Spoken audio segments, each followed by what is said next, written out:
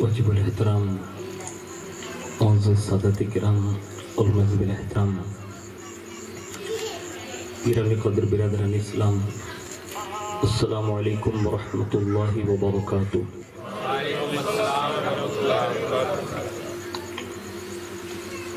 الحمد للہ رب العالمین والعاقبۃ للمتقین والصلاة والسلام علی سید الانبیاء والمرسلین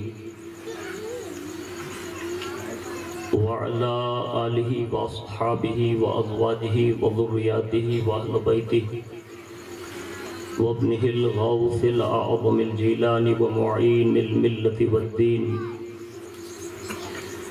وشیخ الاسلام والمسلمین اعلی الحضرت الامام احمد رضا وعلى عباد اللہ الصالحین اجمعین، اما بعد فاعوذ باللہ من الشیطان الرجیم، بسم اللہ الرحمن الرحیم۔ لقد جاءکم رسول من انفسکم عزیز علیہ ما عنتم حریص علیکم بالمؤمنین رؤوف الرحیم۔ صدق اللہ مولانا العظیم، وبلغنا رسولہ النبی الامین المختار الکریم، ونحن على ذلك لمن الشاہدین والشاکرین والحمد للہ رب العالمین۔ آئیے سب سے پہلے مذہب اہل سنت والجماعت یعنی کہ مسلک اعلیٰ حضرت کے قدیم دستور کے مطابق ہم سب کے آقا و مولا حضور سراپا نور سیدنا محمد الرسول اللہ صلی اللہ تعالی علیہ وآلہ وسلم کی بارگاہ پر نور میں جی لگا کر درود پاک کی نظریں پیش کر لیں۔ اللہم صلی علی سیدنا مولانا محمد معدن الجود والکرم وعلی آلہ واصحابہ وبارک وسلم۔ صلاۃ و سلام علیک یا رسول اللہ صلی اللہ تعالی علیہ وآلہ وسلم۔ نبی اور آل نبی پر ایک بار اور محبت سے جی لگا کر درود پاک کی نظریں پیش کر لیں۔ اللہم صلی علی سیدنا مولانا محمد معدن الجود والکرم وعلی آلہ واصحابہ وبارک وسلم۔ صلاۃ و سلام علیک یا رسول اللہ صلی اللہ تعالی علیہ وآلہ وسلم۔ حصول برکت کے لیے پورا مجمع ایک بار اور محبت کے ساتھ درود شریف سنا دیں۔ صلی اللہ علی النبی الامی وآلہ صلی اللہ علیہ وسلم۔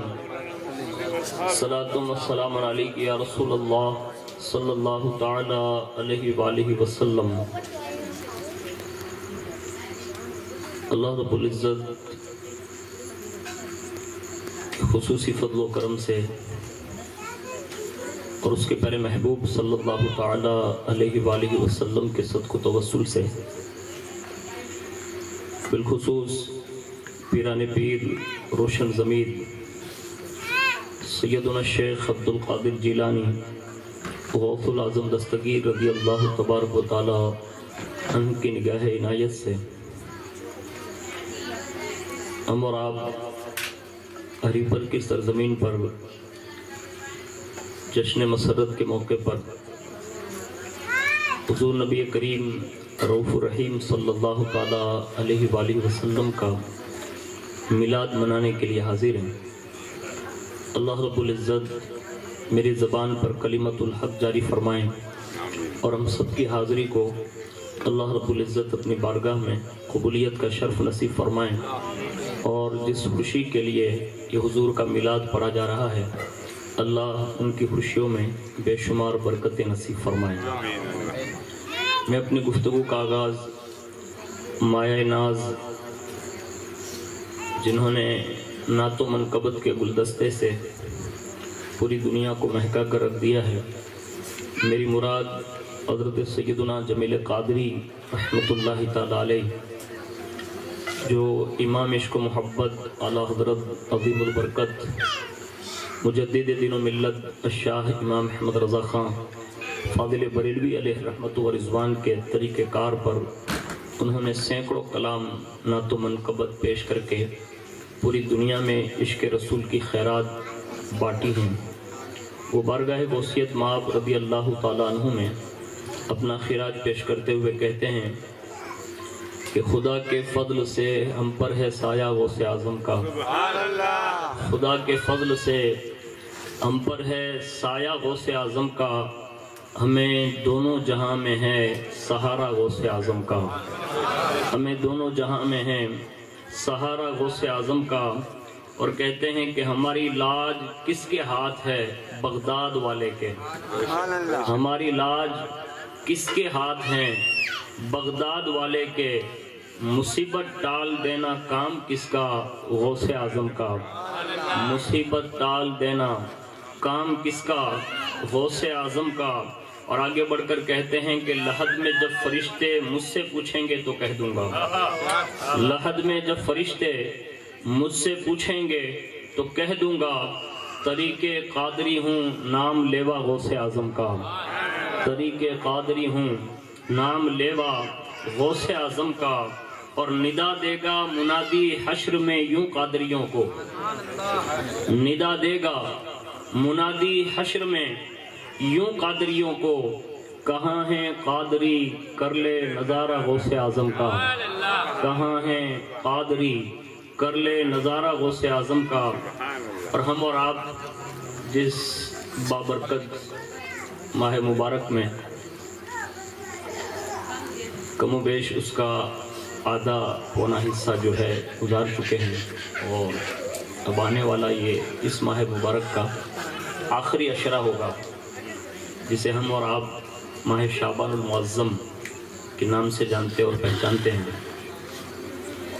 کائنات میں کسی بھی چیز کی نسبت جب کسی عظیم شخصیت سے ہو جاتی ہے تو اس عظیم شخصیت کی وجہ سے وہ چیز بھی معزز ہو جاتی ہے۔ مثال کے طور پر کائنات میں سینکڑوں مسجدیں ہیں، لیکن جو ثواب حرم کی مسجد میں، جسے مسجد حرام کہتے ہیں، تو وہاں ایک نماز کا ثواب 1,00,000 نمازوں کے برابر۔ یعنی اللہ کا گھر جہاں ہے تو اس کی نسبت کی بنیاد پر اس حدود حرم میں کوئی بھی بندہ نیکی کرے گا تو ایک نیکی کا ثواب 1,00,000 کے برابر ہے۔ اور اسی کے قریب میں چند کلومیٹر دور مسجد نبوی شریف میں آپ آ جائیں، یعنی مدینہ الرسول چل کر آ جائیں، تو رسول اللہ کی بنسبت اسی مسجد نبوی میں اگر کوئی ایک نماز پڑھتا ہے تو اللہ تبارک و تعالیٰ اس سے 50,000 نمازوں کا ثواب عطا فرماتا ہے، اور کوئی بھی نیکی کرے گا تو وہ 50,000 نیکیوں کے برابر اس کو ثواب دیا جائے گا۔ اسی طرح آپ کائنات کی بہت ساری مثالیں اپنے ذہن و قلوب کے ذریعے بنا بنا کر آپ اس کا اندازہ لگا سکتے ہیں کہ جس چیز کے بارے میں جس چیز کو نسبت ہوتی جائے گی، اگر وہ شخصیت محترم ہے تو وہ چیز بھی محترم، اگر وہ ذات محترم ہے تو وہ نسبت والی چیز بھی محترم۔ اسی طرح مہینے 12 ہیں، دین جو ہے وہ 365 ہے، موسم 3 بدلتے ہیں، سال ایک ہوتا ہے 12 ماہ کا، لیکن ان تمام مہینوں میں یقیناً رمضان بھی بڑا معزز ہے، رجب بھی بڑا معزز ہے، شوال بھی بڑا معزز ہے، ربیع النور بھی بڑا معزز ہے، ربیع الاخر بھی بڑا معزز ہے، جمادی الاخری اور جمادی الاولی بھی بڑے معزز ہیں۔ لیکن ان 12 مہینوں میں اگر سب سے زیادہ حضور نے کسی مہینے کو اپنا کہا ہے تو اسی مہینے کو شعبان المعظم کہتے ہیں۔ یعنی اس مہینے کو حضور نے شعبان الشہری کہہ کر اپنی طرف اس کی نسبت کر لی۔ اب یہ رسول اللہ صلی اللہ علیہ وسلم کا خاصہ ہے کہ حضور جس کو اپنا کہہ لینا تو پھر وہ اللہ کی نگاہوں میں بہت معزز ہو جاتا ہے۔ اور اس سے بڑھ کر اور کیا کہوں، ہمارے یہاں پتھر دنیا میں بہت ہیں، یعنی 1-2 پتھر نہیں ہیں، دنیا میں سینکڑوں پتھر ہیں، لیکن آج بھی ہم ہر پتھر کو بوسہ نہیں دیتے جلدی۔ یہ اور بات ہے کہ حالات بڑے نازک ہو گئے تو لوگوں میں پتھروں کی دنیا بھی آباد ہے۔ جیسے مثال کے طور پر ہم لوگ انگوٹھی میں بھی پہنتے ہیں یہ نگینا، یہ بھی پتھر ہی ہے۔ اور اس کے سوا کچھ لوگوں کی عقلوں پر پتھر مارے گئے تو انہوں نے کچھ اور شروع کر دیا۔ تو یہ لوگوں کی سمجھ ہے، لیکن ایک پتھر کی دنیا اگر آپ دیکھنے جائیں تو آج بھی کائنات میں پتھر کو بوسہ دینے کے لیے کوئی شخصیت اگر ترستی ہے تو وہ کائنات میں ایک پتھر ہے جسے دنیا حجر اسود کہتی ہے۔ آخر یہ معزز ہے کیوں؟ اس میں تھوڑا سیٹی زیادہ بج رہی ہے، اس کو تھوڑا نارمل کر دیں. ایک مرتبہ اور درود شریف پڑھ لیں. اللہم صلی علی سیدنا مولانا محمد معدن الجود والکرم وعلی آلہ واصحابہ وبارک وسلم. صلاۃ و سلام علیک یا رسول اللہ صلی اللہ تعالی علیہ وآلہ وسلم. تو حجر اسود کو آخر بوسہ کیوں دیا جاتا ہے؟ اس کی وجہ صرف یہی ہے کہ حضرت سیدنا فاروق اعظم رضی اللہ تعالیٰ عنہ کا یہ قول ہے کہ اے حجر اسود، میں تجھے اس لیے نہیں بوسہ دے رہا ہوں کہ تو جنت سے آیا ہے. یعنی جنتی پتھر ہونے کے باوجود بھی عمر یہ نہیں کہتے کہ تو جنتی ہے اس لیے بوسہ دے رہا ہوں، حرم کعبہ میں ہے اس لیے بوسہ دے رہا ہوں، مکے کی سرزمین میں ہے اس لیے بوسہ دے رہا ہوں، بلکہ فرماتے ہیں میں نے اپنے سر کی آنکھوں سے دیکھا ہے کہ تجھے رسول اللہ نے چوما ہے. یعنی حضور اگر بوسہ دے لیں زندگی میں ایک بار، یعنی اگر لب مبارک کے 90 اگر لگ جائیں تو صدیوں کے بعد بھی عمر اس لیے چنتے ہیں کہ رسول اللہ نے اسے بوسہ دیا ہے. یہ کائنات کے ایک پتھر کی شان ہے. اب مجھے بتاؤ کہ جس پتھروں کو حضور سے نسبت ہو گئی ان کی شان یہ ہے. حضور نے لب لگا دیے. ایک پتھر اسی حرم میں ایک اور ہے جسے مقام ابراہیم کہتے ہیں، اور یہ مقام ابراہیم ان پتھروں میں سے ہیں کہ حضرت ابراہیم علیہ السلام نے جن پتھروں کا استعمال اس تعمیری کام میں لیا، اس میں جس پر آپ کھڑے رہے یہ وہی پتھر ہے جس کو مقام ابراہیم کہا جاتا ہے. آج بھی حضرت ابراہیم علیہ السلام کے قدمین شریفین کے نقوش موجود ہیں.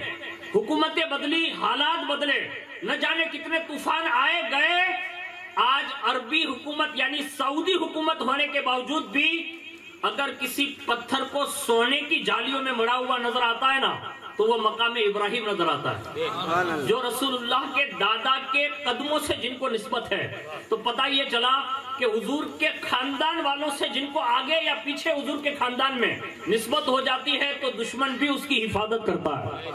تو اب اس مہینے کی عظمت کا ہم اور آپ کیا بیان کر سکیں گے؟ بس حضور اس مہینے کا احترام یہ فرماتے تھے کہ حضرت عائشہ صدیقہ فرماتے ہیں کہ حضور اس ماہ مبارک کے پورے ماہ کے روزے رکھتے ہیں اور اس کی عظمت اجاگر کر کے لوگوں کو یہ بتایا کہ یہ میرا مہینہ ہے، اور اس کے بعد جو ماہ رمضان سے یہ روزے حضور ملا دیتے. لیکن ساتھ ساتھ میں ہمیں اور آپ کو یہ بات ذہن میں رکھنی چاہیے کہ اللہ نے ہمیں اور آپ کو جو خیر امت کا تاج دیا ہے، یعنی بہترین امتوں میں سے ہمیں جو پیدا کیا ہے، اس کی وجہ بھی یہی ہے کہ حضرت آدم سے لے کر حضرت عیسیٰ تک جتنی بھی امتیں آئیں، اب قرآن اٹھا کر دیکھیں، بعد میں یک کے بعد دیگرے جو صحائف اور کتابیں نازل ہوئی ایک دوسری امتوں کے حالات بیان کیے گئے، لیکن قرآن میں ہمارے اور آپ کے تعلق سے ہمارے عیوب نہیں کھولے گئے.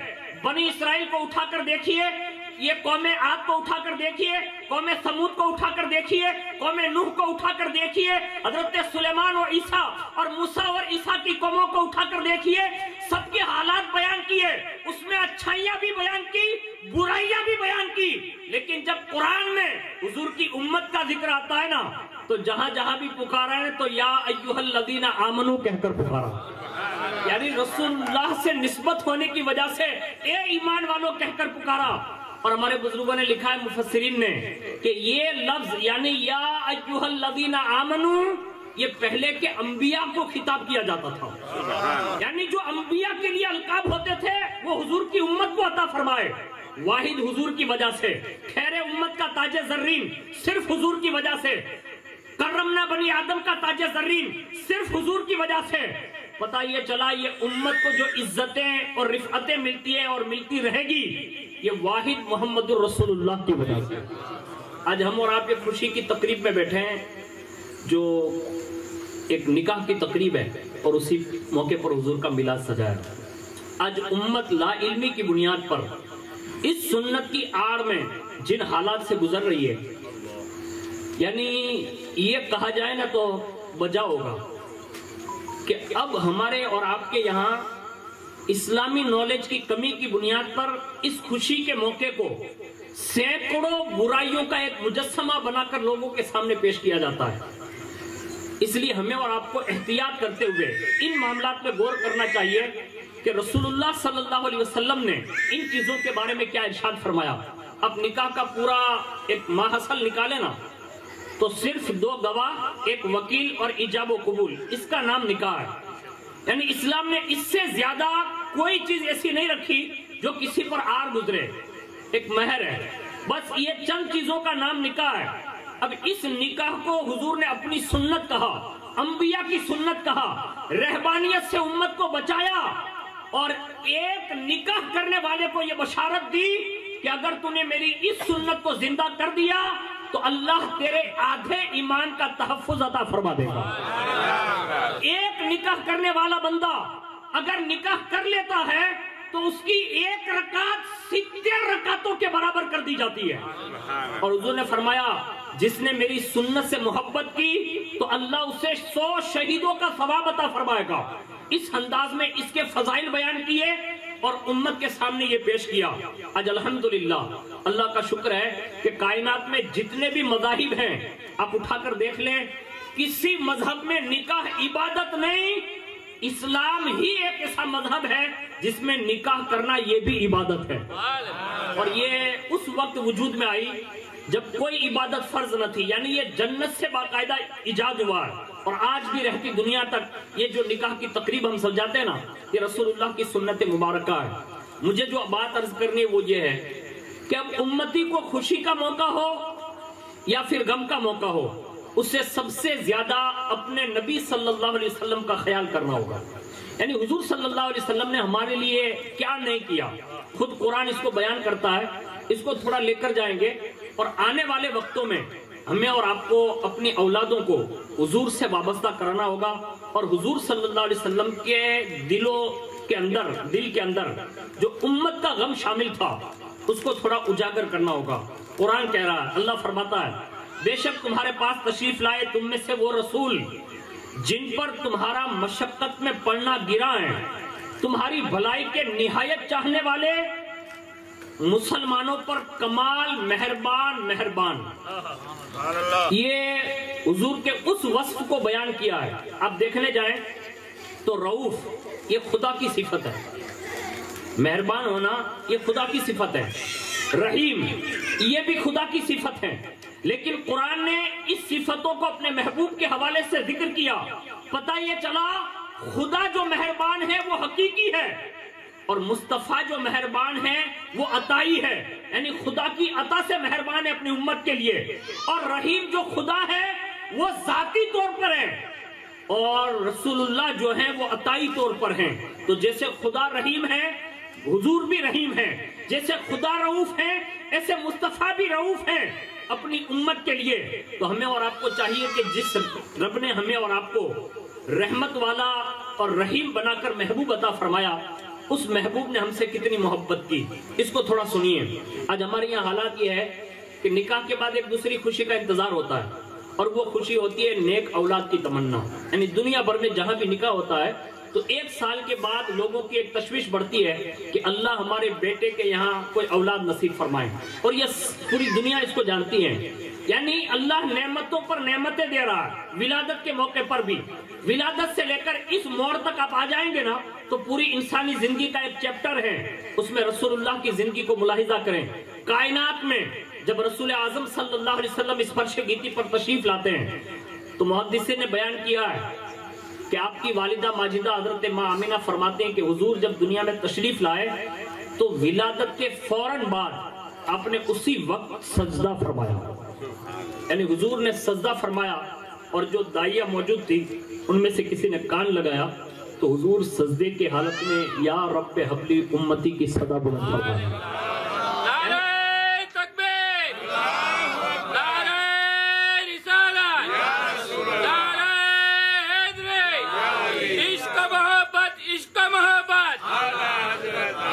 یعنی حضور نے آ کر سب سے پہلے اپنی امت کو یاد کیا۔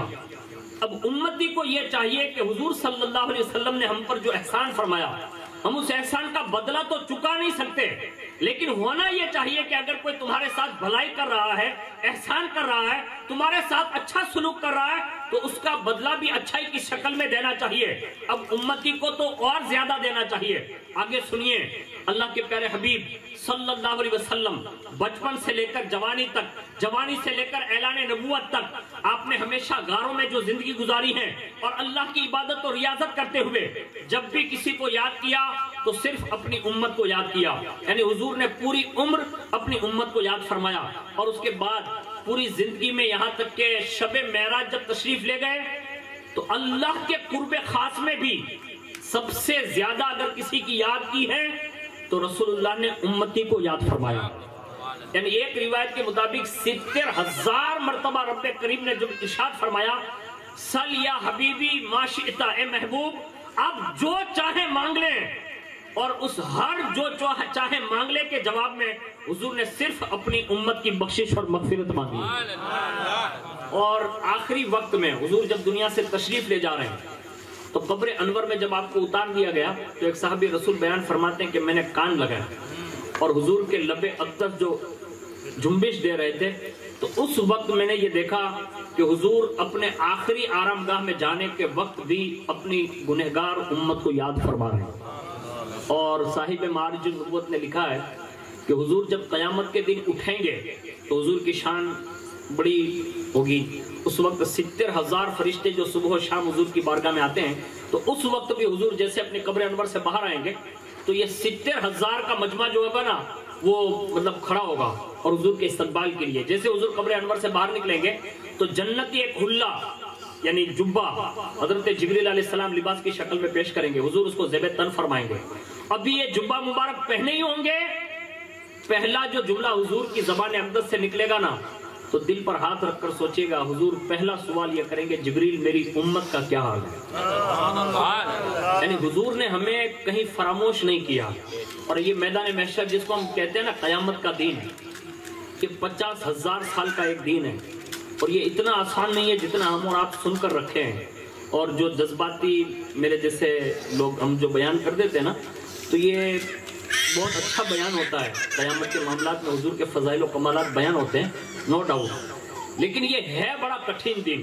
لیکن اس 50,000 سالہ ایک دن میں بھی اگر حضور کو سب سے زیادہ کسی کے متعلق فکر ہوگی تو وہ بھی ہم جیسے گنہگار امتیوں کی فکر ہوگی۔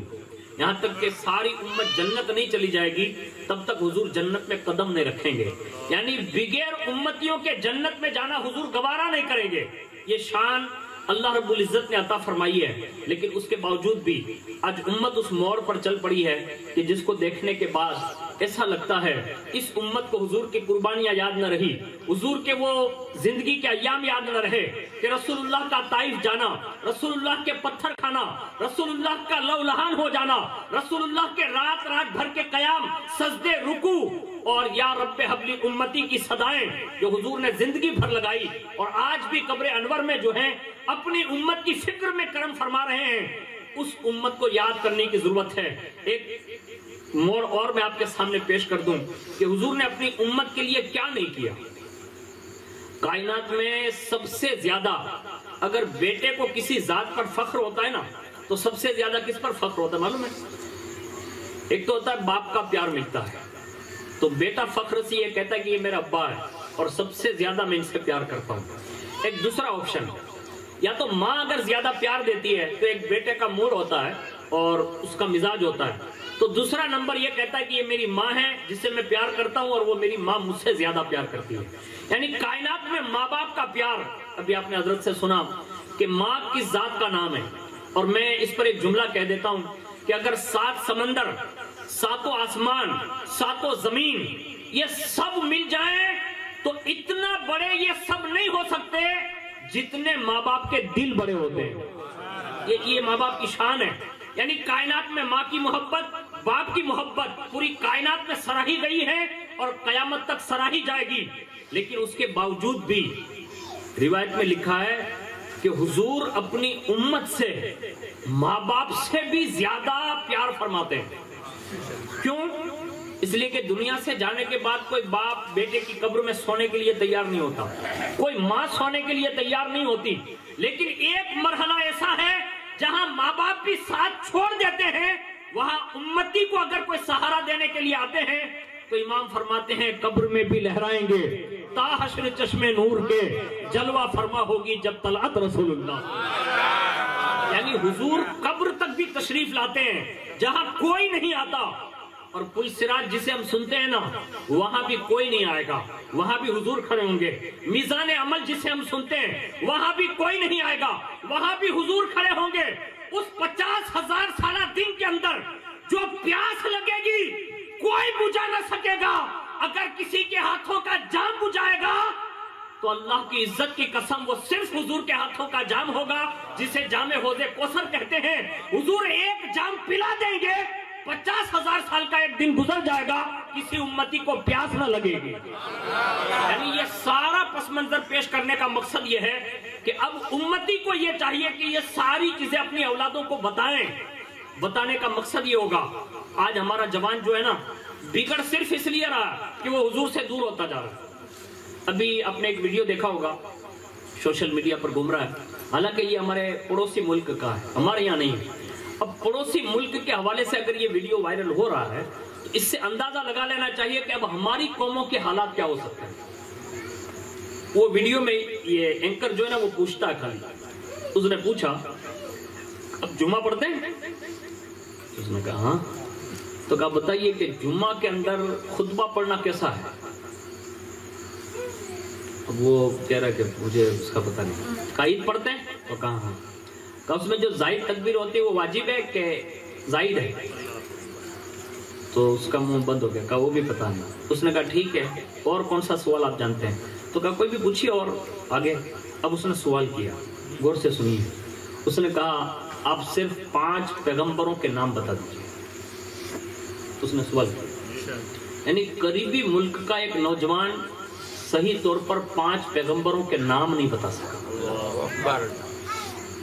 آج جو یہ وسیم رضوی جیسے خناس لوگ پیدا ہو رہے ہیں نا اس کی وجہ بھی ہم ہیں. آج جو ہمارے حجابات پر جو سوال کے نشان اٹھ گئے اور باقاعدہ ہمارے ہاتھوں سے یہ جو چھین لیا جا رہا ہے نا اس کے قصوروار بھی ہم ہیں. طلاق کے جتنے بھی معاملات ہیں نا اس کے بھی قصوروار ہم ہیں. اگر ہم چاہیں کہ اپنی بیٹیوں کو اپنے بچوں کو دین کی طرف راجع کر دیں تو حضور کی محبت کا یہ اثر ہے کہ حجاب میں بھی اللہ نے روب رکھا ہے اور داڑھی میں بھی اللہ نے روب رکھا ہے. یہ اللہ کی شان ہے. یہ کوئی ایسی ویسی چیزیں نہیں ہیں جس کو دنیا جلدی سے مٹا کر ختم کر دے گی, بلکہ اسلام آیا ہی اس لیے کہ یہ قیامت تک باقی رہنے والا ہے. یہ کسی انسان کا بنایا ہوا نہیں ہے بلکہ یہ کائنات میں مخصوص چیزیں ایسی ہے کہ میں نے جب پڑھی نا تو آپ کو یہ سن کے حیرت ہوگی کہ اللہ کل من علیہا فانی ویبقی وجہ ربک ذو الجلال والاکرام کے تحت جب کائنات پوری ختم کر دے گا وہ تو بھی مخصوص 8 اشیاء ایسی ہیں جس کو اللہ اس وقت بھی باقی رکھے گا. یعنی سب کو فنا ہے لیکن قدرت اپنے حساب سے ان چیزوں کو باقی رکھے گا. پتہ یہ چلا ان الدین عند اللہ الاسلام, جس مذہب کو اللہ نے پسند کیا ہے نا وہ مٹنے کے لیے نہیں آیا ہے بلکہ یہ دلوں کے اندر جو اندھیرے ہیں نا اس اندھیروں کو دور کر کے اسے اجالوں میں بدلنے کے لیے آیا ہے. لیکن یہ کب ہوگا؟ جب ہم اپنے بچوں کو حضور کے قریب کریں گے, اور جتنا زیادہ قریب کرتے جائیں گے نا اتنے ہی بچے مفید بنتے جائیں گے. ایک بات میں عرض کر رہا تھا کہ اس نے 5 رسولوں کے نام نہ بتائے. اس نے دوسرا سوال کیا, سن کے حیرت ہوگی آپ کو یہ جو سنانے جا رہا ہوں نا. اس نے کہا 5 صحابیوں کے نام بتا دیجیے. اب اس سے تو پتہ ہی نہیں تھا. اس نے وہاں کا ایک بہت بڑا مولوی ہے جو خبیث قسم کا ہے, جو بڑا سوشل میڈیا پر ہے, تو اس جوان نے معاذ اللہ صحابیوں میں اس خناس کا نام لکھا. اب آپ اندازہ لگا سکتے ہیں نا کہ یعنی علم سے ہم اتنے دور ہو گئے کہ ہمیں اپنے معمولات بھی کما حق کہو یاد نہ رہے. اس لیے ہمیں اپنے بچوں کو حضور کی سیرت پڑھانا ہوگی, اور جس کا بچہ حضور کی سیرت پڑھ لیتا ہے نا تو اللہ اکبر. ڈاکٹر اقبال کا نام سنا ہوگا, بڑے شاعر گزرے ہیں اور ہمارے بزرگوں نے اسے قلندر لاہوری کہا ہے. بڑے عاشق رسول ہیں. آج بھی ان کے اشعار میں جو لذتیں ہیں. تو ایک بار ان کے دروازے پر کوئی سائل آ گیا تھا, اور جیسے سائل آیا نا تو بچوں کو دیکھو ایسے بھی سکھایا جاتا ہے. ایک سائل آیا مانگنے کے لیے, اور جیسے مانگنے کے لیے آیا نا تو انہوں نے جھڑک دیا. کس کو؟ سائل. جیسے جھڑکا تو ساحل تو چلا گیا، لیکن یہ جھڑکنا ان کے والد نے دیکھ لیا. کن کے؟ ڈاکٹر اقبال کے والد نے دیکھ لیا نا، ابا نے. تو جیسے وہ دروازے سے واپس ہو رہے تھے تو دیکھا کہ بابا رو رہے ہیں، یعنی اس کے والد صاحب رو رہے ہیں. تو کہا ابا آپ کو کیا ہوا؟ تو کہا جب تو نے اس ساحل کو جھڑکا نا. کہا ہاں. کہا میرے دل میں اسی وقت ایک خیال گزرا، اور وہ خیال یہ تھا کہ اگر یہ ساحل قیامت کے دن کھڑا ہو گیا تیرے خلاف اور رسول اللہ کی بارگاہ میں تجھے لے جایا گیا، اور اس وقت حضور نے مجھ سے پوچھ لیا کہ کیا تو نے تیرے بیٹے کو صرف یہ سکھایا تھا کہ وہ ساحلوں کو جھڑکیں، تو اس وقت میں حضور کے سامنے کون سا چہرہ لے کر جاؤں گا نا، یہ مجھ سے برداشت نہیں ہو سکا، اس لیے رو رہا ہوں. ڈاکٹر اقبال کہتے ہیں کہ یہ حضور کی بارگاہ تک کی حاضری کی جو بات کی نا، آپ فرماتے ہیں اسی دن سے اللہ نے عشق رسول کے لیے میرا سینہ کھول دیا. ایک بزرگ کے بارے میں بڑا مشہور ہے، حالانکہ اس پر عمل کرنے کی اجازت نہیں، لیکن عشق جو ہے نا وہ کہیں سے بھی مل سکتا ہے، اللہ جسے چاہے دے دے. تو ایک بزرگ تھے، مدینہ شریف گئے، کسی نے دکھا دیا، کہا یہ رسول اللہ کا باغ ہے، یعنی کھجوروں کا باغ. تو اندر داخل ہونا چاہنا تو ایک آدمی نے روک لیا، کہا آپ رکیے، یہاں جانے کی اجازت نہیں. تو وہ دیوار پھلانگ کے گئے دوسرے راستے سے. اب جیسے پھلانگ کے اندر گئے، جو بھی کھجوریں لینی تھی لے لی، راستے سے باہر نکلے نا تو وہ دربار نے پکڑ لیا. کہا آپ کو آنے کی اجازت نہیں تھی، آپ پھلانگ کے آئے؟ تو کہا ہاں. تو کہا میں نے کچھ کھجوریں بھی لے لی ہے. تو کہا یہ تو آپ نے چوری کر لی. یعنی مدینہ شریف میں باغ کے اندر یہ بزرگ اندر چلے گئے تھے. تو کہا یہ تو آپ نے چوری کر لی، اور چوری کی سزا بہت لمبی چوری ہے، اب چلیے کوتوال کے پاس یعنی حکیم کے پاس. ان کو لے جایا گیا، اور جیسے جج کے سامنے پیش کیا گیا نا تو وہاں چوری کی سزا، جتنی چوری اتنے ہاتھ کاٹے جائیں گے. اب جیسے ہاتھ کاٹنے کی بات آئی نا تو انہوں نے ایسے ہاتھ جوڑ لیے. کہا بھائی، کہا کیا؟ کہا کھجوریں کھانا اور چرانا مقصد نہیں تھا. کہا تو؟ کہا یہ کھجوریں لینے کا ایک ہی مقصد تھا. کہا کیا؟ کہا میں نے سنا ہے جس نے جس کا حق دبایا ہوگا یا کوئی چیز بغیر پوچھے لے لی ہوگی نا، اس کو بھی اللہ اپنی بارگاہ میں بلائے گا، اور جس کی چیز لی ہوگی نا اس کو بھی بلائے گا. تو میرے پاس تو ایسی کوئی پونجی نیکیوں کی تھی ہی نہیں کہ جس کے ذریعے سے میں سرکار تک رسائی حاصل کر سکوں، اس لیے میں نے حضور کے باغ سے چند کھجوریں اٹھا لی، تاکہ قیامت کے دن جب میرا معاملہ پیش کیا جائے اور مجھ سے پوچھا جائے کہ میرے محبوب کے باغ سے تم نے کھجوریں اٹھا لی، تو کم از کم عرض کروں گا مولا جس محبوب کے باغ سے میں نے کھجوریں اٹھائی ہے وہ مصطفیٰ کو بھی تو بلا لینا. یعنی اس بہانے حضور سے قریب ہو جاؤں گا. یہ اس زمانے کے عشاقوں کے طریقے ہیں. میں کہتا ہوں آج تو حضور کی سنتوں پر عمل کرنا بڑا آسان ہے، آج تو حضور کے طریقے کو فالو کرنا بڑا آسان ہے. پھر بھی اگر ہم اور آپ نہیں کر رہے ہیں اور اس میں اگر پیچھے ہٹ کر کے معاذ اللہ رب العالمین حضور کی محبت میں کمزور ہوتے جا رہے ہیں، تو یاد رکھیے قیامت میں حضور کے سوا کوئی شفیع نہیں ہے. یعنی کائنات میں شفاعت کبریٰ کا جو تاج ہے نا، سب سے پہلی شفاعت اگر اللہ کی بارگاہ میں کوئی عرضی رکھے گا نا تو وہ واحد ذات ہے جسے ہم اور آپ محمد الرسول اللہ کہتے ہیں. اگر حضور سے آپ قریب ہو گئے نا تو حضور کی شان یہ ہے کہ وہ اپنے عاشقوں کو تنہا نہیں چھوڑتے. ایک بڑے بزرگ گزرے ہیں، حضرت شیخ عبدالحق محدث دہلوی رحمت اللہ تعالی علیہ، ان کے حوالے سے بھی مشہور ہے. حضرت شاہ ولی اللہ کے حوالے سے بھی مشہور ہے. حضرت شاہ عبد الرحیم رحمت اللہ تعالی علیہ کے حوالے سے بھی مشہور ہے کہ یہ وہ عاشق رسول گزرے ہیں کہ اگر یہ بیمار ہو جاتے نا تو رسول اللہ بطور خواب ان کی عیادت کے لیے تشریف لاتے تھے. یعنی جن عاشقوں کی بیمار پڑنے پر حضور خود تشریف لے آتے تھے.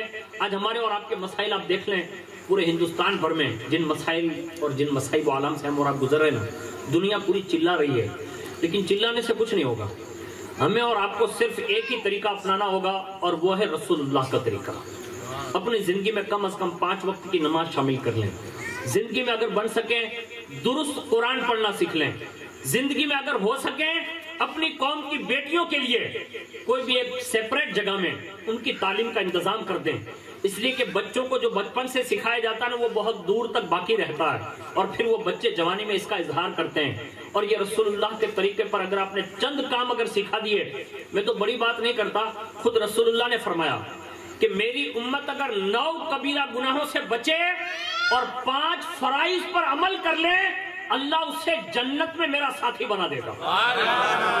اب ہمیں اور آپ کو صرف 9 ایسے بڑے گناہ ڈھونڈنے جس سے ہمیں بچنے کا حکم دیا، اور 5 وہ کام ڈھونڈ لینے جس کے کرنے کا ہمیں حکم دیا ہے.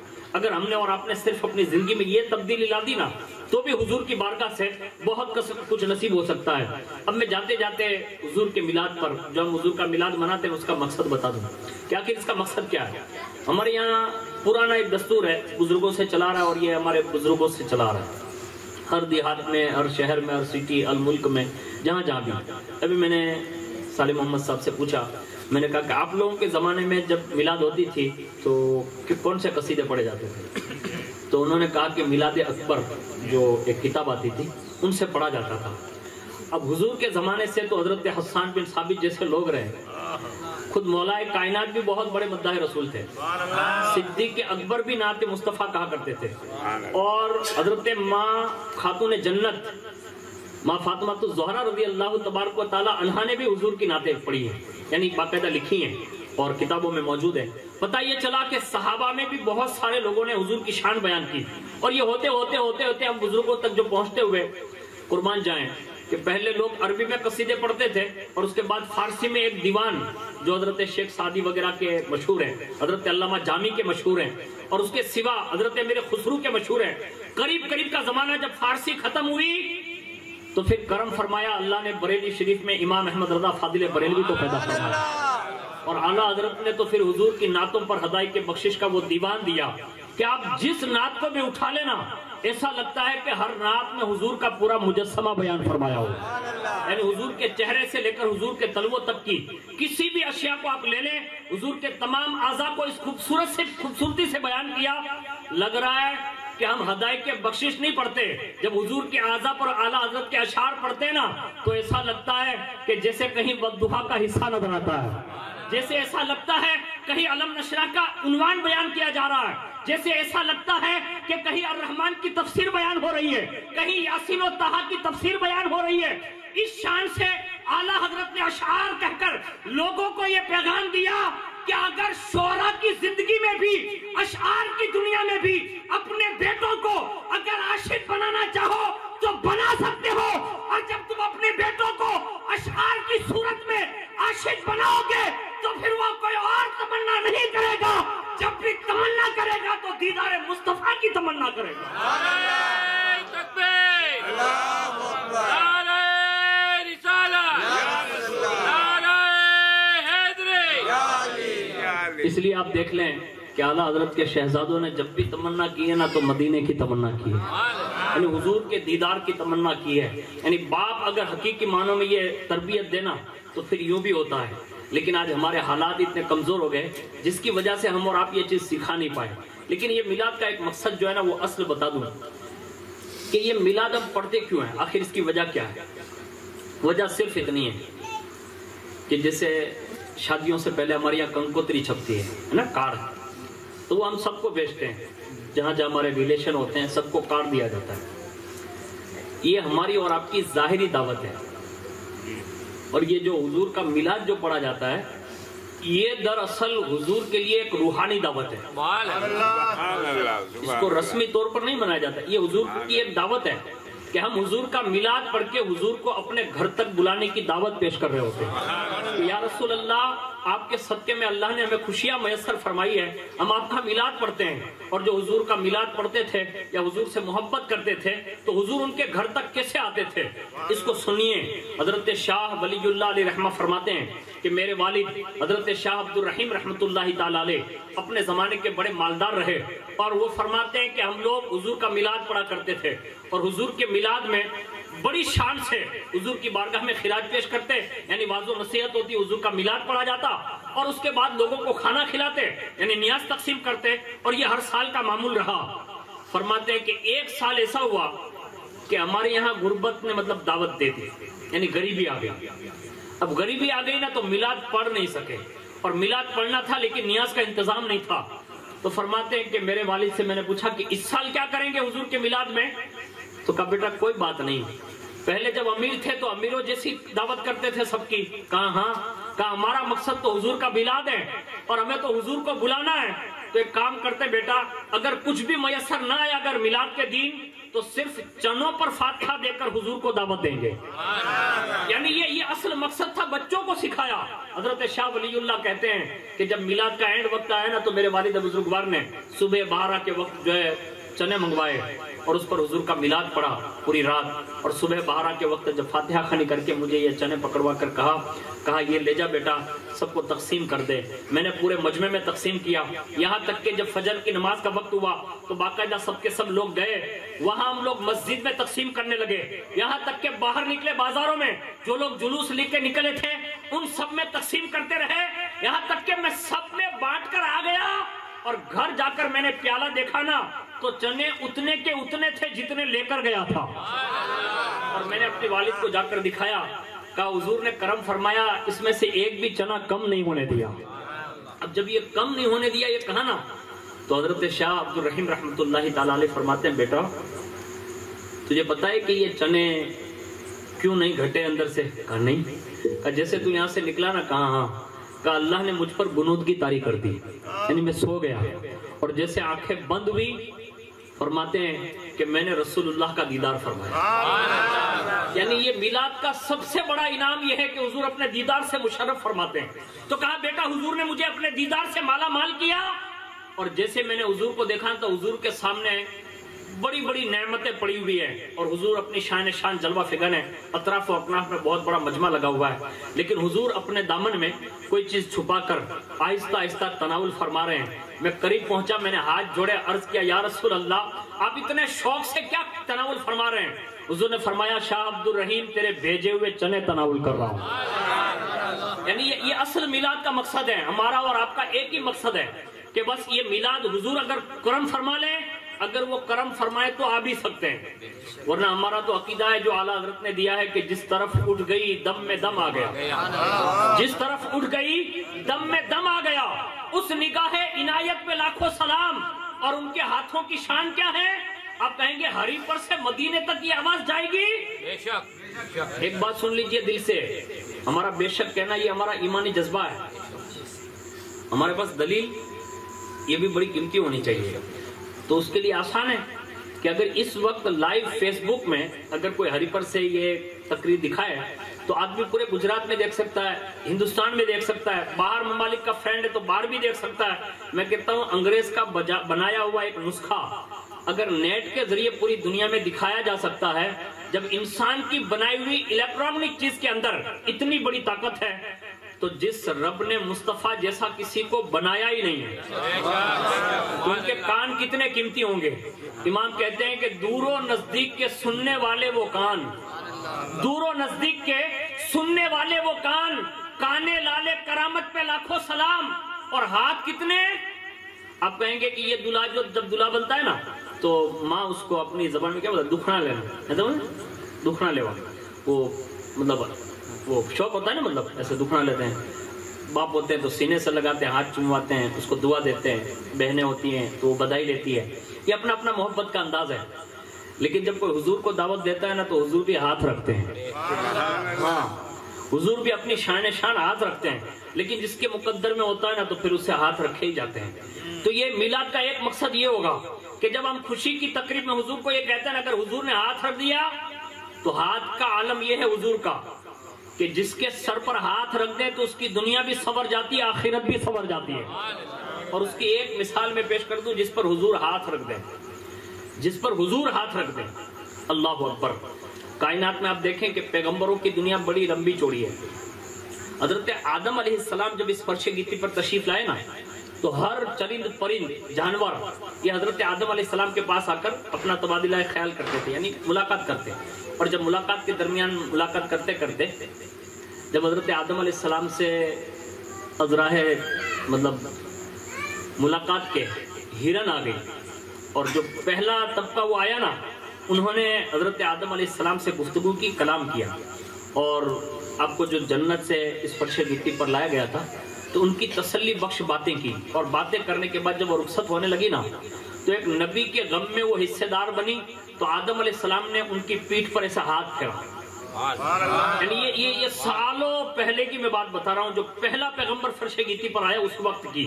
اور جیسے ہاتھ پھیرا قدرت نے اس ہاتھ کی برکت یعنی آدم علیہ السلام کے ہاتھ کی برکت یہ دی کہ جیسے انہوں نے ہاتھ پھیرا نا تو آج بھی جو سب سے زیادہ مشک جس کو کہتے ہیں جو پوری دنیا میں مشہور ہے یہ ہرن کے ناف میں سے نکلتا ہے، اور یہ صرف انہی ہرنوں کے پاس سے نکلتا ہے جس کی نسل کے پہلی ہرن پر حضرت آدم علیہ السلام نے ہاتھ رکھا تھا۔ یہ آدم علیہ السلام کا ہاتھ ہے، یہ میں نے ایک مثال دے دی۔ اب حضور کا ہاتھ کیا ہے؟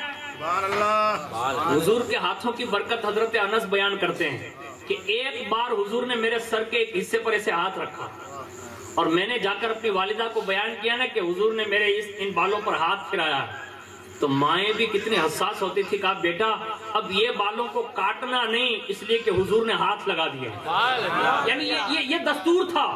اور اسی طرح حضور کے ان ایام میں یعنی ظاہری زندگی میں یہ خوشیوں کے موقع ہوتے نا، چاہے وہ بیٹی کی شادی ہو یا بیٹے کی شادی ہو، صحابہ کا طرز عمل تھا کہ بیٹے کی ولادت ہو تو بھی حضور کے پاس، بیٹے کا عقیقہ ہو تو بھی حضور کے پاس، بیٹوں کی ختنائیاں ہو تو بھی حضور کے پاس، بیٹے کی شادی ہو تو بھی حضور کے پاس۔ ہر موڑ میں انہیں معلوم تھا کہ ساری خوشیاں جو تقسیم ہوتی ہیں نا وہ در مصطفیٰ سے تقسیم ہوتی ہے۔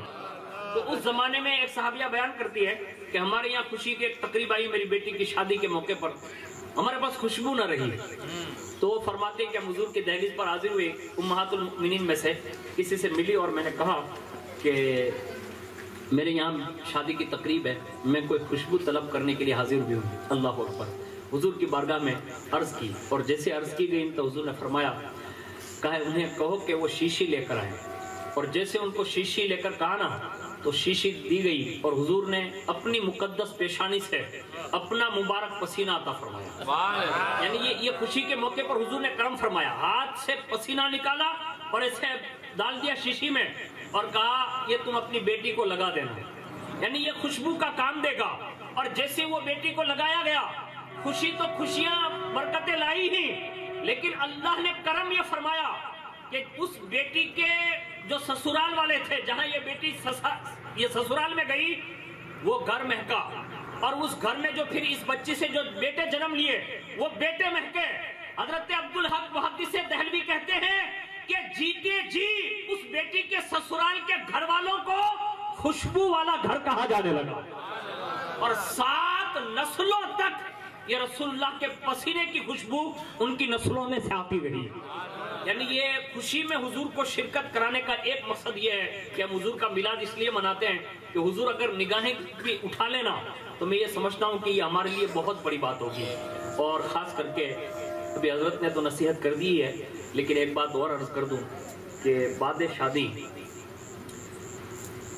سب سے بڑا حق ایک بیوی پر اس کے شوہر کا ہے، اور شوہر پر سب سے بڑا حق اس کے ماں باپ کا ہے۔ یہ 2 آپشن آپ اور ہم سب ذہن میں لے کر چلیں گے کہ شوہر پر سب سے بڑا حق ماں باپ کا ہے، اور بیوی پر سب سے بڑا حق اب اس کے شوہر کا ہے۔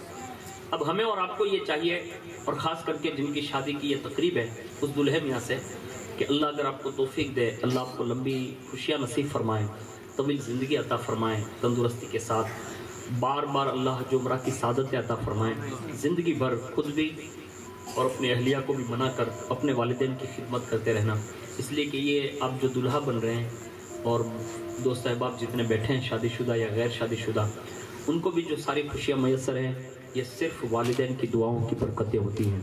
تو دلہے میاں سے گزارش ہے کہ ماشاءاللہ اللہ نے آپ کو یہ موقع میسر فرمایا، آپ ضرور بے ضرور اپنے والدین کے ساتھ اچھا سلوک کریں گے، انشاءاللہ اللہ دنیا میں بھی خوشیاں نصیب کرے گا، اور انشاءاللہ اللہ آخرت میں بھی خوشیاں نصیب فرمائے گا۔ کہنے سننے سے زیادہ اللہ رب العزت ایک مرتبہ اور درود شریف پڑھ لیں، اللہم صلی علی سیدنا مولانا محمد معدن الجود والکرم وعلی آلہ واصحابہ وبارک وسلم، صلاۃ و سلام علیک یا رسول اللہ صلی اللہ تعالی علیہ وآلہ وسلم۔ جب تک وہ نیاز شریف نہیں آ جاتی تو ایک آدھ بات اور حضور کے میلاد پر سن لیں کہ حضور کے میلاد کی ایک برکت یہ بھی ہے کہ ہم جتنی دیر تک حضور کی باتیں سنتے ہیں تو ہمارا ایک مزاج یہ ہونا چاہیے کہ ہم جتنی باتیں حضور کی کرتے ہیں نا اتنا زیادہ اللہ کا قرب نصیب ہوتا ہے. اس لیے کہ صحابہ کے بعد تابعین کا دور جو گزرا ہے وہ بڑا دور گزرا، سہانا دور گزرا ہے. اور اس میں خاص کر کے آپ چاروں ائمہ کو لے لیجئے جسے ائمہ مجتہدین کہتے ہیں، یعنی امام اعظم، امام احمد بن حنبل، امام شافعی، امام مالک. ان چاروں کو آپ دیکھیے، انہوں نے صحابہ سے حضور کی باتیں سنی، یعنی حضور کی حدیثیں سنی، اور پھر وہ حضور کا اتنا ذکر خیر کرتے رہے، اتنا ذکر خیر کرتے رہے کہ حضرت امام مالک کے بارے میں مشہور ہے کہ حضور سے اتنا پیار ہو گیا، اتنی محبت ہو گئی کہ حضور کی حدیث سنانے کے لیے جب کوئی کہتا نا تو اللہ اکبر. حضرت امام مالک جب مسئلہ پوچھنے کوئی آتا تو ڈائریکٹ مسئلہ بتا دیتے، لیکن جب حضور کی حدیث بیان کرنے کے لیے کوئی کہتا نا تو آپ باقاعدہ غسل فرماتے، نیا لباس پہنتے، تخت پر بیٹھتے، اور اس کے بعد جو کتاب وغیرہ ہوتی اس کو کھول کر پھر حضور کی حدیث سناتے. یعنی حضور کے کلام، یعنی زبان اقدس سے جو نکلے ہوئے الفاظ تھے، جو کتابوں میں چسپاں تھے، اس کو کرنے کے لیے، بولنے کے لیے اتنا احترام کرتے تھے. اس کا فائدہ کیا ملا؟ روایت میں لکھا ہے کہ امام مالک بیان کرتے ہیں کہ جب سے مدینۃ الرسول حاضر ہوا ہوں، زندگی میں ہر رات رسول اللہ کا دیدار ہوتا تھا. یعنی یہ امام مالک کا حضور سے قرب کا ایک واقعہ ہے کہ وہ کتنے حضور سے قریب ہوئے ہوں گے کہ ہر رات انہیں رسول اللہ کا دیدار ہوتا تھا. اور ایک روایت یہ ہے کہ حضور سے اتنا پیار کرتے تھے کہ مدینہ شریف کا اتنا ادب کیا، اتنا ادب کیا، اتنا ادب کیا کہ کبھی جوتے اور چمپل نہیں پہنے، اور جب بھی کبھی حاجت سے جانا ہوتا تو دور دراز چلے جاتے. اور ایک بار جب کانٹا چبھ گیا نا تو کسی نے نکالنا چاہا تو آپ نے پٹی مروا دی اور فرمایا اس کانٹے کو جسم میں پیر میں لے کر جاؤں گا. تو لوگوں نے پوچھا کہ حضور آخر ایسا کیوں کرنا چاہتے ہیں؟ تو کہا جب اللہ مجھ سے پوچھے گا کہ مالک تو دنیا میں میرے محبوب کے شہر میں رہتا تھا، میرے محبوب کے شہر سے کیا لایا ہے، تو کم از کم اپنی بخشش کے لیے یہ کانٹا ہی پیش کر دوں گا. یعنی حضور کے شہر کے کانٹوں سے بھی اتنی محبت فرمائی. حضرت امام اعظم یہ کائنات کی وہ عبقری شخصیت ہے کہ تمام مذاہب میں، یعنی حنفی، شافعی، مالکی، حنبلی میں سب سے زیادہ مقلد اگر کسی مذہب اور مسلک کے ہیں تو وہ مسلک کے حنفیت کے ماننے والے لوگ موجود ہیں. الحمدللہ یہ وقت کا کروڑوں حنفیوں کا امام جسے دنیا امام اعظم کہتی ہے، انہوں نے جب حضور کی حدیثیں پڑھی، فقہ پڑھا، اور حضور کی حدیث اور قرآن سے استنباط کر کے دنیا کو ایک فقہ کی دنیا عطا فرمائی نا، تو حضور نے پھر کرم اتنا فرمایا کہ کسی بزرگ نے خواب میں حضور سے پوچھا کہ حضور اگر میں آپ کو تلاش کرنا چاہوں تو آپ کہاں ملیں گے؟ تو اس وقت رسول اللہ نے ارشاد فرمایا نعمان بن ثابت کی مجلس حدیث میں چلے جانا، تو مجھے وہیں پالے گا. یعنی یہ حضور سے اتنے قریب ہوئے کہ حضور نے ان کی محفلوں کے بارے میں یہ نشاندہی فرمائی، کہا وہیں چلے جانا، وہیں تجھے میں مل جاؤں گا. ایک بزرگ فرماتے ہیں کہ میں نے حضور کو کسی کو اپنے باہوں میں لے کر، یعنی سہارا دیتے ہوئے حضور کسی بزرگ کو لے کر جا رہے ہیں، میں نے پوچھا یا رسول اللہ یہ کون ہے، یعنی یہ کون خوش نصیب ہے جس کو آپ سہارا دے رہے ہیں؟ حضور نے فرمایا یہ نعمان بن ثابت ہے. یعنی یہ خواب کی دنیا ہے. اور حضور کے ظاہری زمانے میں بھی حضور نے کتنا کرم فرمایا امام اعظم پر، وہ سننے کے قابل ہے. روایت میں لکھا ہے کہ ایک مرتبہ حضور کی بارگاہ میں حضرت جبریل علیہ السلام آئے، اور جیسے حضرت جبریل علیہ السلام آئے نا تو کہا کہ حضور میں اللہ کا پیغام لے کر آپ کی بارگاہ میں حاضر ہوا ہوں. اور حضرت لقمان کا ذکر خیر چھڑ گیا. اور یہ حضرت لقمان جو ہیں یہ بہت بڑے حکیم تھے. یہاں تک کہ روایتوں میں لکھا ہے کہ اگر وہ ایک دانوں کا ڈھیر پڑا ہو، یعنی اناج، اس اناج کے ڈھیر پہ ایک ایک دانے کی الگ الگ حکمت کوئی بیان کر سکتا تھا تو وہ حضرت لقمان حکیم بیان کر سکتے تھے. یعنی ہر دانے کی ایک مختلف حکمت وہ بیان کر سکتے تھے. یہ جبریل علیہ السلام نے حضرت لقمان کی حکمتوں کا ذکر کیا، کہا وہ اتنے بڑے حکیم تھے، اللہ نے انہیں حکمتوں کے خزانے عطا فرمائے تھے. اور یہ ذکر کرتے رہے اور انہی کی نسبت سے سورہ لقمان بھی قرآن مجید میں موجود ہے. تو اب جب ان کا اتنا ذکر خیر ہوا، ان کے نام کی سورت نازل ہوئی، یعنی ان کے نام سے ہی یہ مشہور ہوئی سورت، اور قرآن میں آج بھی موجود ہے. تو انہیں یہ خیال گزرا حضور کو حضرت لقمان کے حوالے سے کہ اللہ نے حضرت لقمان کے یہ فائدے حضرت داؤد علیہ السلام کی قوم کو عطا فرمائے. کاش میری امت میں بھی کوئی ایسا شخص پیدا ہو کہ جس کی حکمتوں کا فائدہ میری ساری امت اٹھا لے. یعنی یہ حضور کے دل میں صرف خیال گزرا.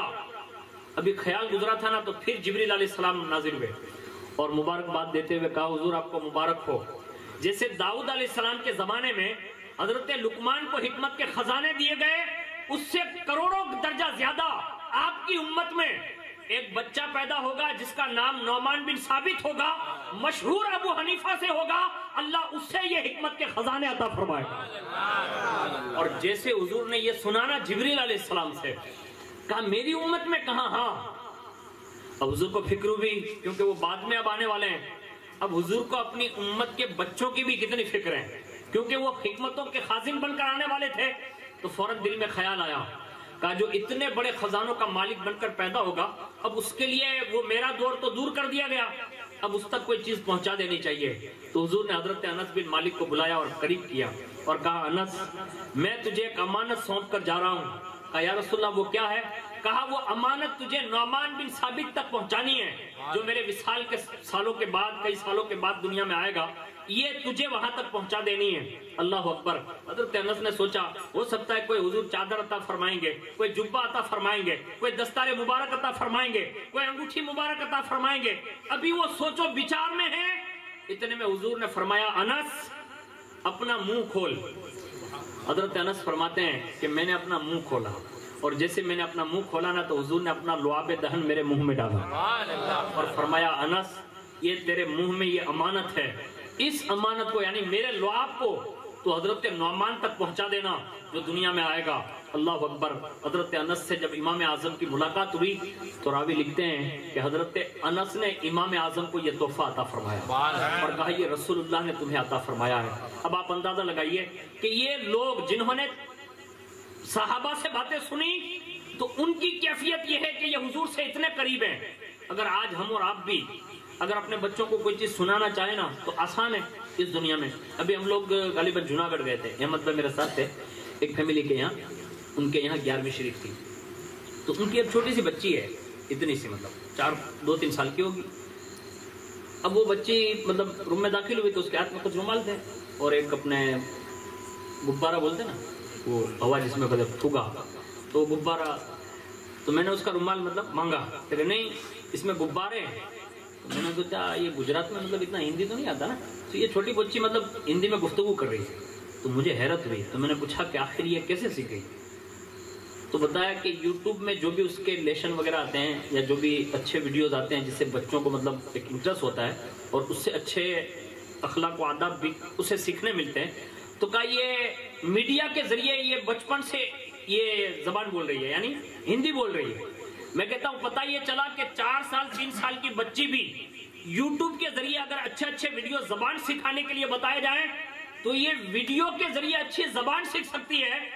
اگر رسول اللہ کی نعتیں سنائی جائیں نا تو عشق بھی پیدا کیا جا سکتا ہے۔ یہ میں نے چھوٹی بچی کی بات، آج بھی میں اب غور کیجئے گا کہ یہ جہاں جہاں بھی عادتیں ہوتی ہیں نا کہ اپنے بچوں کو اچھی چیزیں جو باور کرائی جاتی ہے میڈیا کے ذریعے تو ان کے بچے یہ ساری چیزیں سیکھتے ہیں۔ کائنات میں سینکڑوں بچے ایسے ہیں کہ جنہوں نے یہ چیزیں آج میڈیا سے سیکھ لی ہے۔ آج ہم اور آپ ہیں کہ میڈیا کا یوز تو کرتے ہیں لیکن اس کا استعمال درست نہ کرنے کی بنیاد پر ہم کچھ سیکھ نہیں پاتے۔ آپ کو سن کر حیرت ہوگی کہ سینکڑوں لوگ اس وقت ایسے بھی ہیں جو میڈیا پر بیٹھ کر درس نظامی کر رہے ہیں، یعنی باقاعدہ دین کا علم حاصل کر رہے ہیں۔ ہمیں اور آپ کو بڑا علامہ فاہمہ تو نہیں بننا لیکن کم از کم اپنی زندگی میں مختصر سی تبدیلی لانے کے لیے ہمیں اور آپ کو ایک عادت بنانی ہوگی۔ نمبر 1 کہ اپنی زندگی میں یہ عادت ڈالیں کہ دن اور رات میں ایک نعت ضرور بھی ضرور سن لیا کریں، اور کوئی ایسی نعت سنیں کہ جس کے ذریعے آپ کے دل میں کیفیت طاری ہو جائے۔ اس کا فائدہ یہ ہے کہ حضور کے نعتوں کے الفاظ اگر کسی کے دل میں اثر کارک ہو جائیں تو کبھی کبھی بندہ اشکبار بھی ہو جاتا ہے، رو دیتا ہے، اور جو رو دیتا ہے نا تو پھر حضور اس پر ضرور کرم فرماتے ہیں۔ اور اس کے لیے ایک بزرگ کی بات بتا کر اپنی گفتگو ختم کر دوں کہ ایک بزرگ تھے، اللہ نے انہیں یہ اعزاز دیا تھا۔ وہ اعزاز یہ تھا کہ وہ جس کے لیے دعا کر دیتے نا انہیں حضور کا دیدار نصیب ہو جاتا۔ تو انہوں نے سینکڑوں کو دیدار کرایا۔ ایک بار ان کی اہلیہ نے بات کر دی، کہا حضور آپ میرے لیے دعا کیوں نہیں کر دیتے؟ تو انہوں نے کہا ٹھیک ہے آپ کے لیے بھی دعا کر دیتے ہیں لیکن ایک کام کرنا ہوگا۔ کہا کیا؟